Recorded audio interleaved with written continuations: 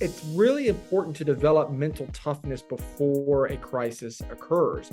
This becomes so emotional that the mentally weak people let their emotions control them. And typically they dig a bigger hole because they're getting criticized. So they have to respond to this. They have to respond to that. The next thing you know, they're responding to 50 different people on Twitter and they're just digging a hole deeper and deeper and deeper, where the mentally tough people can respond strategically and with logic and based on a plan. And whenever you've prepared your mind to be able to go through really dark things, you can typically come out the other end okay. If this is your first time joining us, please consider subscribing and hit that notification bell and hit that like button. This will be greatly appreciated in helping getting out this content to great leaders and great individuals like yourself.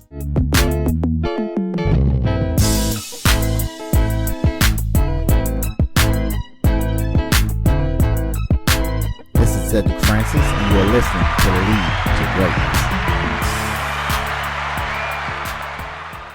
Hello, Wesley. How you doing, sir? I am awesome, man. Having a great day. How about you? I am doing amazing and excited to have you on the Lead to Greatness podcast on the day. What I want you to do is just go ahead and introduce yourself to the Lead to Greatness community. Let us know a little bit about you. Yeah, so I'm Wesley Donehue. I am a political consultant by trade, but become sort of more of a serial entrepreneur in recent years. Been married 17 years, 3 little boys, 3, 5, and 8, living in Charleston, South Carolina, man. Awesome. Yeah, running political campaigns around the country. And in my spare time, I'm a big endurance athlete and running marathons and ultra marathons. And I stay busy between work, family, and running. So you run, you're staying busy, you're spending time with family, but you said something, you said you do campaigns as well. Yeah, so I mean, I'm 42 years old. Okay. I got my very first political campaign job when I was 15. So wow. A long time. Yeah, man. So about 55 people on my team right now, and we do U.S. Senate races, governors, congressmen. I mean, at all levels, literally from like town council up to presidential campaigns. So we do it all. Wow. I know this through social media. There has been something, it's a term called the cancel culture, right? It's That's something right. that has came up over the last few years. And I'm going to deal with the cancel culture on today.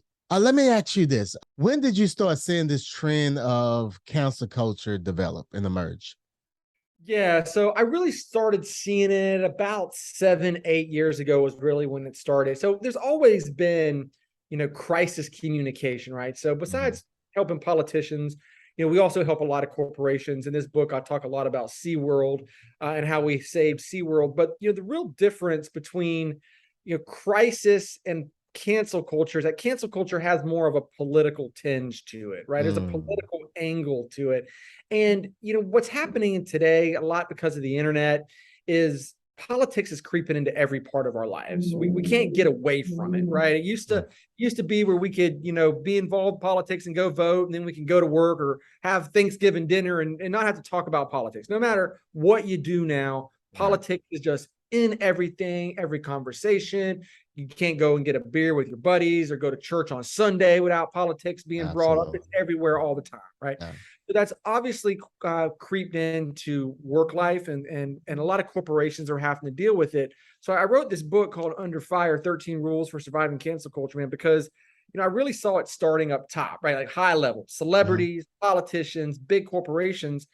But then in recent years, I've seen it like down at the level, like local level, like an individual, teachers, principals, police officers, restaurant owners, like just normal people have to deal with this same kind of stuff, and they can't get away from it. And no matter what they say, their words are being used against them in some sort of political way. Yeah. Awesome. And you mentioned Under Fire, so I kind of want to let's start here.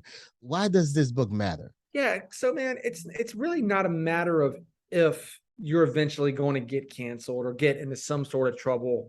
It's a matter of when, right? So you've got a podcast, you're putting out content all the time, right? You're probably very active on social media. At some point, you're going to say something someone doesn't like. And maybe you don't get all out canceled, but some people are going to disagree with you and start calling you names and say you're a bad person. And look, man, the why I wrote this, I'm a Christian. I believe in grace and forgiveness. It's at the foundation of my faith. Yeah. And what I'm seeing right now is that people aren't allowed to make mistakes. They're not allowed to say anything wrong. Mm, And look, don't get me wrong, man. Some people deserve to be canceled, right? There are bosses out there sexually harassing employees. yeah. There are men sexually assaulting women. There are really racist pieces of garbage in the world saying bad things, okay? And those people deserve to get the criticism. Yeah. But if you're just a normal person who accidentally slips up or tweets the wrong thing or puts the wrong thing on Facebook, Yeah. that doesn't mean you're a bad person. Mm, And even if it was bad, you still should have a second chance. yeah. And what's going on in cancel culture is these people don't want to silence you or to disagree with you. They want to cancel you out of existence. They want to make sure you can never work again or never provide for your family again. And I don't think that's good for the country, man. I think people should be able to disagree. You know, it reminds me of that old Looney Tunes cartoon. I don't know if you grew up on like watching Looney Tunes like I did, Absolutely. where like the wolf and the sheepdog, they'll be fighting during the day, Yeah. and then they would go clock out, Right. and drive home at night and say goodbye to each other. Yeah. I think that's the way it should be. I think you should be able to Yeah. disagree and then clock out and be friends. But that's just not how the world is anymore. And I don't like that. I don't Yeah. like it at all. So, we could talk a little bit about my cancellation at some point, but I've made some mistakes in the past and people came after me. And it was a really emotional moment in my life. And I didn't want people to go through that. Yeah. So I wrote the book to help people. You're trying to Yeah. help people, and so what happened? This was, everybody's in the abortion fight right now after Yeah. the Roe versus Wade thing, but this was years ago when Alabama was debating abortion. I got into an argument on Twitter and said some things that offended some people. I didn't think it was that bad, but said some Yeah. things that really angered some people. Yeah. And I own a brewery here in Charleston, South Carolina, and a certain demographic started protesting my brewery. I got on the front page of the local paper for 3 days. There were boycotts of the brewery. People, hundreds of people leaving 1-star Yelp reviews. And then it got really emotional when people found like pictures of my wife and my wife's Instagram account and started commenting on pictures of our kids and the way my wife dresses our kids, because she dresses them like English royalty, like Wow. Kate Middleton's kids. And to answer your question, man, it felt horrible because I didn't think what I said was that bad. I understand people were going to disagree with me, but me having a political point of view doesn't make me a bad person. And it's hard when people are coming at you and calling you, you're racist or you're a bigot or you're evil. And particularly it became really emotional whenever my family got involved and my wife was crying herself to sleep, and Jeez. people thinking at my brewery that they were going to lose their jobs. And it was a really, really tough time, man. But we got through it. And I talk about that story as well as SeaWorld and some of the other corporations in the book. Yeah. But I gave some lessons in the book on what I learned going through my own emotional time. And it was not fun, bro. It sucked. The process and I guess the organization of how this work, is this like anyone can just jump Yeah. out and say something? How does that work for someone that Well, don't quite understand what the council what's culture going is? on is everything's become politically tinged, and what's happened. People have to understand the battleground, and that's a chapter in the book. Is understand the battleground. You have to understand the divisiveness of America right now, and you have to understand that there are political tribes and there's two sides, and you have to pick a side. You have to pick a team, which I disagree with, but you have to pick a team. And if you're on one team, then not only is the other side wrong, but the other side is evil and they're bad people. I mean, I'll give you an example. There's a big abortion fight happening in America right now, right? You're either pro-life or you're pro-choice.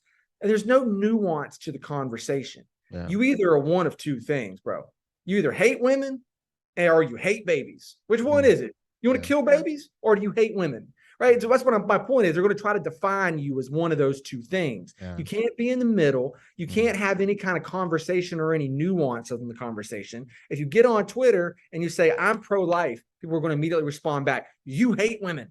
If you say, I'm pro-choice, people are going to immediately respond back, well, you want to murder babies. Yeah. And that's my point, is like they're trying to define you as something evil that you might not be. People are looking for any reason to define you as a bad person. Yeah. You can't just disagree. Yeah, I noticed that happened with recent when the vaccination came out. I mean, I was just sitting back looking at both sides and I'm like, wow, this is insane. If you got the vaccination, you're just a sheep. You're a sheep that just wants to allow tyrannical government to run over you. And if Yeah. you don't get a vaccination, then you don't love anybody. You're selfish. You Yeah. don't follow Jesus's commandment to love Yeah. thy neighbor, Yeah. right? And there's no middle ground. Yeah. Well, Yeah. for me, I'm a marathoner. I'm very healthy. I live a very healthy life. So I didn't Yeah. get a vaccination because I live a healthy life. But I had people calling me selfish. Mm, Well, you don't care about those other people. Well, no, I'm 42 years old and very good mm, health and training for a 100-mile marathon right now. I don't need the vaccination, but that people still try to define me as a bad person. mm. That's just where we are. And so, your listeners just need to understand that they're operating in an environment where people are looking for reasons to criticize them. Yeah. I, Sad, isn't it? it's horrible. If you can, I don't know, maybe just kind of shine some light on it in a way of trying to get people to see a better perspective. What would you say to them right now? I would say that I believe one of the best traits that a human being can have is empathy. Mm, And I believe that maybe instead of defining someone as a bad person, why don't you look at why they think that? Put yourself yes. in their shoes for a second. I grew up as a poor kid in Section 8 housing, so my view of the world is different than a guy that grew up in country clubs, right? Yeah. And I find that even if you don't agree with someone, if you could at least put yourself in their shoes, you can see they're not a bad person. Mm, They just were brought up different and had different life experiences, because we're all just humans going through a human experience, man. yeah. All of us. Yeah. And every day that we live defines who we are. Not everybody had the same day. Because I think oftentimes, instead of trying to understand people and understand people's point of view, we want people to understand us, but we don't want to understand people. And I Hmm. think that creates a big problem because nobody is listening to each other. That's No one right. is listening to each other. Everyone is like my way or the highway, and that's it. And you mentioned, I kind of want to shift to this real quick because I think this is interesting. You brought up SeaWorld. You brought Hmm. up SeaWorld, and I kind of want to talk about that because you mentioned earlier you said saving SeaWorld. So what happened?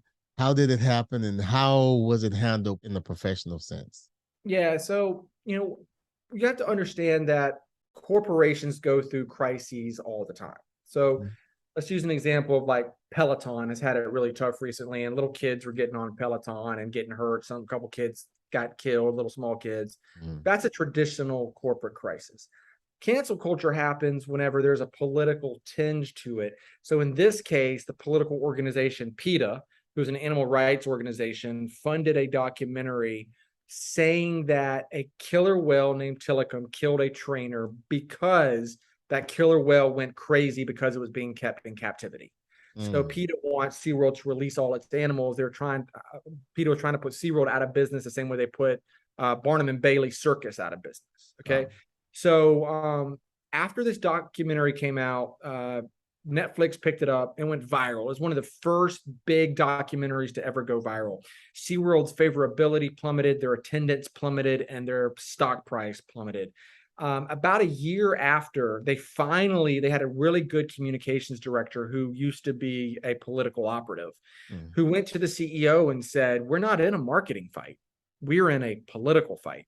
mm. So they brought on a political team that included us. And over the course of 5 years, we completely changed their messaging. We turned them into a purpose-driven company, Right. announced the end of orca breeding, and we saved that company. And today, that stock price and attendance is back up to where it was pre-Blackfish. Yeah, but that's really interesting about the SeaWorld because I never really I never heard about that. I didn't know maybe it was handled so well and it was handled fast. Well, I didn't even really recognize, anything like that was Yeah. going on. It certainly wasn't fast, bro. It was 5 years that we had to deal with it. But it was about a year that documentary was everywhere. As soon as you went on like Netflix, it was recommended at the top. But it got real bad for those guys where they were heading towards bankruptcy if we didn't turn it around. And luckily we did.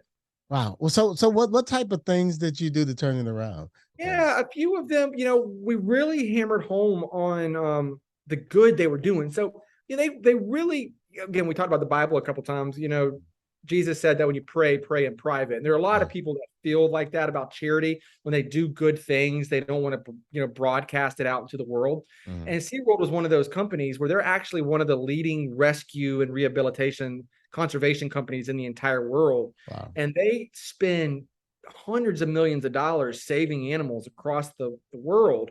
And that was all behind the walls. Because they came, when we went to their rescue facilities, we asked, like, why are you hiding this? And their response was like, no one wants to see, beat up whales and cut up walruses and sea lions. We said, no, that's exactly what people need to see. Yeah. So we started telling the story of how SeaWorld spends its profit as a rescue company, really trying to save these animals. And that was one part of it, man, just being transparent, turning the park inside out, and really, spending a lot of money on producing that content and advertising it out to the world. We created a whole campaign called See It Here, Save It There. So see it in the park, save it out in the world. And it's called From Park to Planet. And that campaign turned it around. Wow. And there's a lot more there, man. We were actively pushing back on every accusation PETA would throw out, because PETA is a crazy organization, man. I mean, these people do some crazy stunts. You've probably seen pictures of them naked, laying in meat trays covered in fake blood outside of the White House. I mean, they're always doing some kind of crazy things.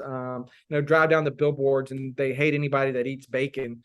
All kind of signs. They do crazy things. You probably like bacon like I like bacon. That doesn't make us bad people. Right. But they are against anything related to the captivity of animals. SeaWorld didn't respond for a full year after the Netflix documentary came out. A year. Because they were under the mindset, because this is the early on in cancel culture. Nobody had ever seen anything like this before. So they're thinking, we do good. Everybody loves us. You bring your kids to SeaWorld. Who doesn't love the dolphins? Who doesn't love the killer whales? Who doesn't love the penguins? Everybody loves it. Everybody loves SeaWorld. And that was their mindset, man. So you mentioned here, and I wrote down communication being very, very important with cancel culture.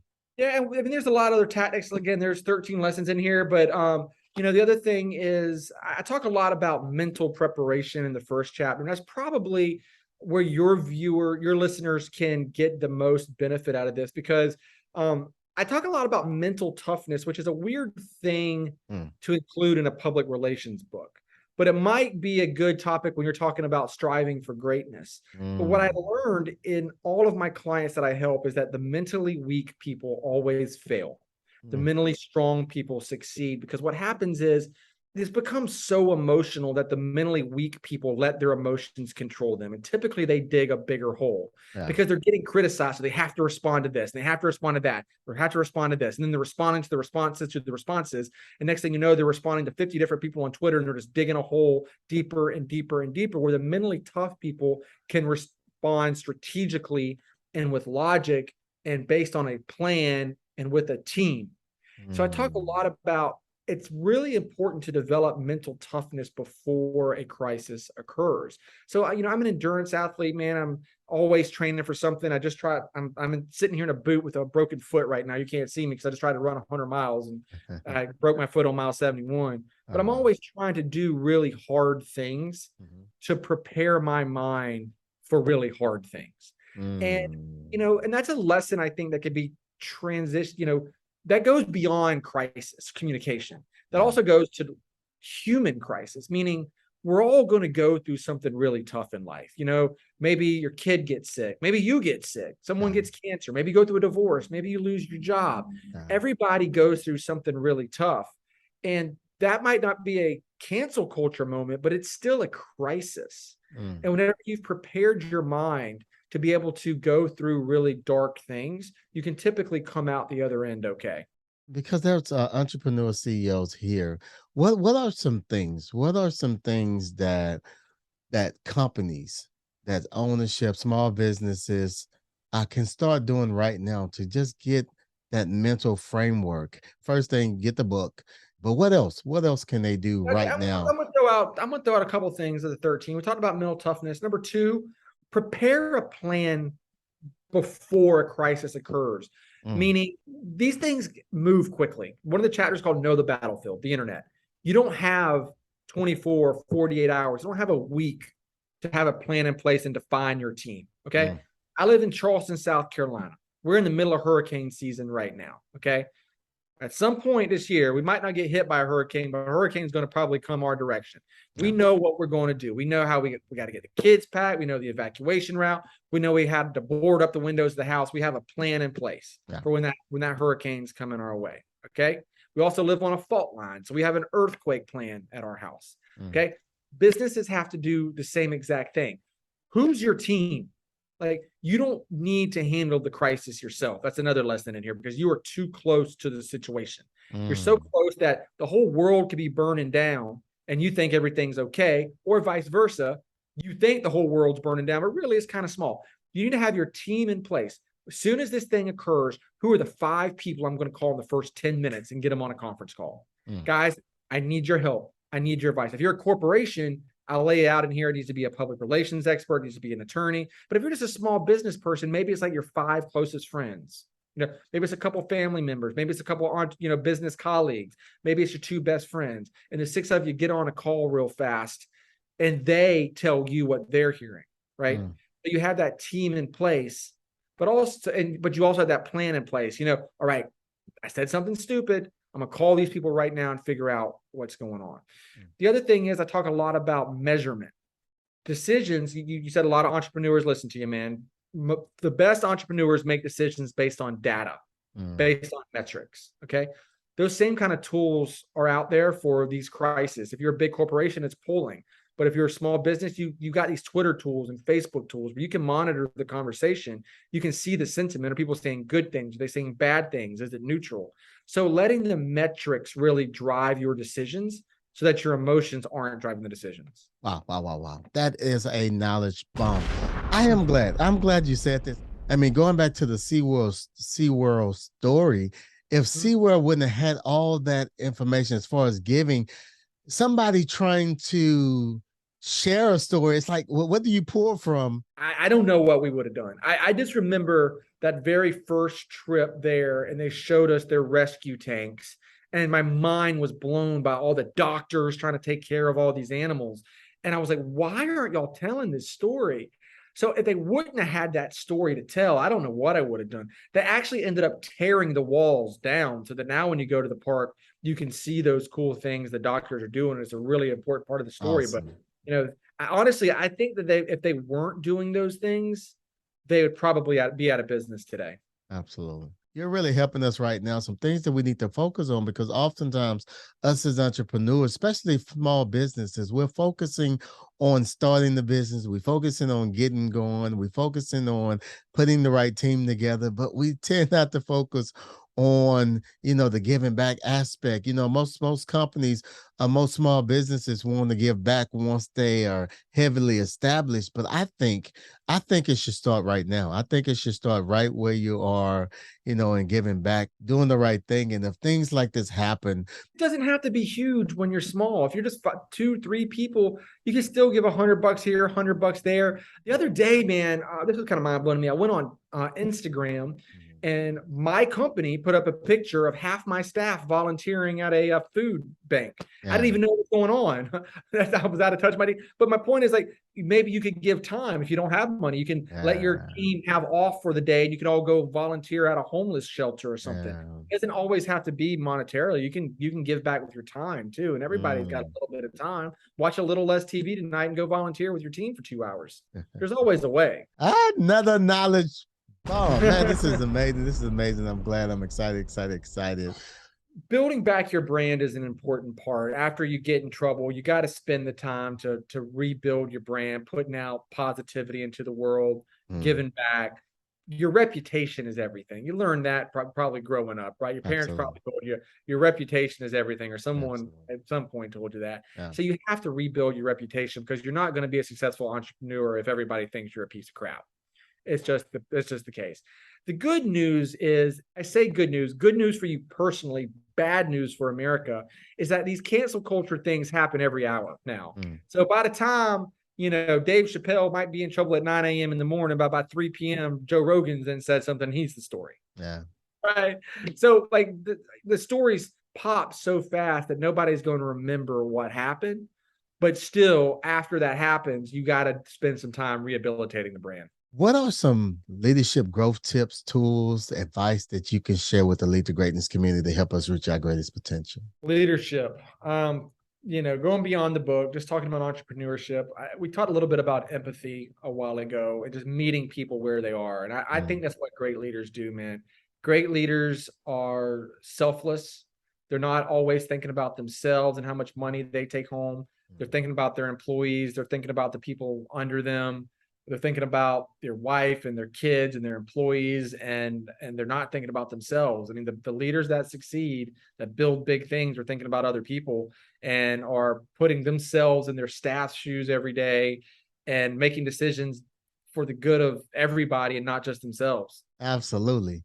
If someone wants to connect with you and what you're doing, where should they go? Yeah, go to WesleyDonehue.com, DONEHUE.com, or pushdigital.com. I'm all over Instagram, posting pictures of my kids, so you can follow me there. But I would love to connect with people. On behalf of the Lead to Greatness community, I want to thank you so very much for taking time out of your busy schedule and adding value to us all. Thanks, brother. Appreciate you. And don't forget to subscribe to Lead to Greatness if this is your first time. And this podcast was helpful to you, leave a big thumbs up. And also, I want you to check out our Marriage Coach podcast, the podcast with my wife and I. If you're on iTunes, please rate this podcast and leave a review and help get the word out. Again, thank you, Lead to Greatness Nation, for joining us on today. Looking forward to seeing you again on next week. Till then, remember, if you help others reach their greatest potential, together we can change the world. Peace. We out.